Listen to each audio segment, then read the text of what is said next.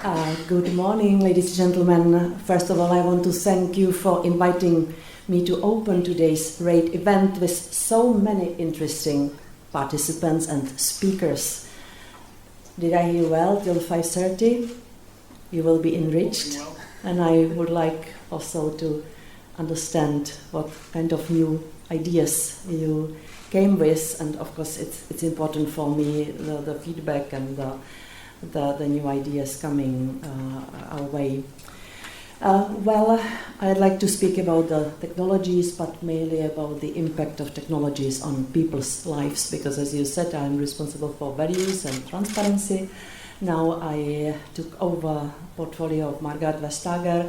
I said to somebody here that it's becoming bigger than myself, but we are, I think, managing the agenda also on international fora. I will speak about it in a minute. Ladies and gentlemen, the invention of new technologies has always created a challenge for society to adapt its rules. And it is nearly by definition that the rules always come late. This was the story with cars, radios, or phone companies in the previous century.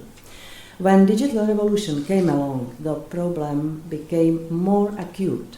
Digital revolution changes everything, including how we live, work, and communicate.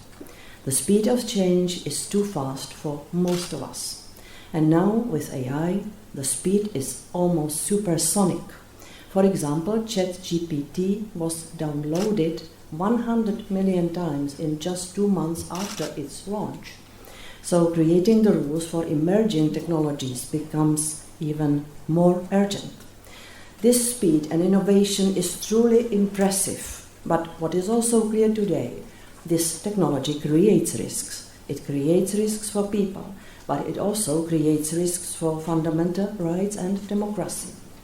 So our role as regulators is to address the risks while promoting innovation on the European soil. Naturally, as regulators, we will always be behind the curve of innovation. So, like Sisyphus, regulators are condemned to forever roll the ball up the hill. And as soon as they have arrived, a new challenge sends it racing down again. Our approach to digital regulation, therefore, is often principle-based. Our European approach to digitization puts people first. There is a common thread to everything we do. No matter how fast technologies evolve, they must always serve a human purpose and leave no one behind. The rights we enjoy as people must remain with us and not with machines or bots. Our digital landmark regulations, like the DSA that entered into effect recently, or AI Act we are currently negotiating, are exactly about that. They will restore accountability, transparency, and empower people by giving them more knowledge and more tools to shape their digital experience and to make their own autonomous choices. This is particularly important because democratic debate and choices of many voters are increasingly shaping online. So let's focus on the AI Act for the moment. Right now, together with the Parliament and the Council, we are in the finishing stages of this new set of rules. I see here Dragos Tudorache, and he is my main partner in the European Parliament to work on that. Back in 2020, when it was announced, many people thought a regulation for AI was still science fiction. And indeed, it is the first comprehensive regulatory framework for AI in the world. The AI Act addresses the risks that certain AI applications create in a proportionate manner, allowing AI to flourish. And it will flourish. AI is still at the beginning. We may not be able to do technology forecasts specific enough to base concrete policy on them, but we do know that AI's potential has barely been touched. Partly that is because of the improving computing power, the algorithms, but to a large extent it is because of the avalanche of data that is coming in the future. Of course, AI does not stop at national borders. Data travels, applications travel, services travel. That is why we should strive for as much international cooperation as possible. Together with our international partners, I'm happy we have the guests from United States, who are our main partners. We are working to rapidly shape minimum global standards for safe and ethical use of AI.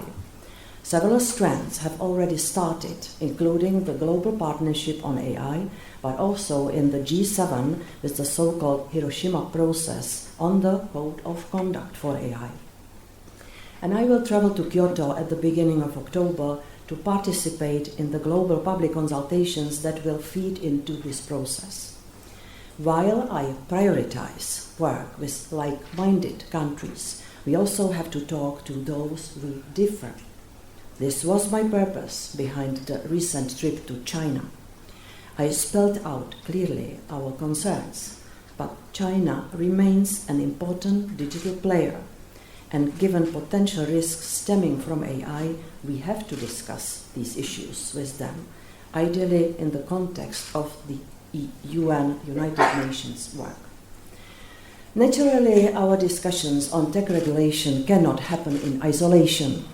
Russian war against Ukraine and the upcoming EU elections next year are particularly relevant context because they have strong digital dimension.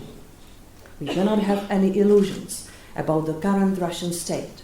The Russian state has engaged in the war of ideas to pollute our information space with half-truth and lies to create a false image that democracy is no better than autocracy. Today, this is a multi-million euro weapon of mass manipulation aimed both internally at the Russians as well as at Europeans and the rest of the world. And we must say stop to this. We are saying stop to this. We have to fight back, especially that we have to expect that the Kremlin and others will be active before our European elections and before any elections. Now we have elections in Slovakia this week, later this year in Poland.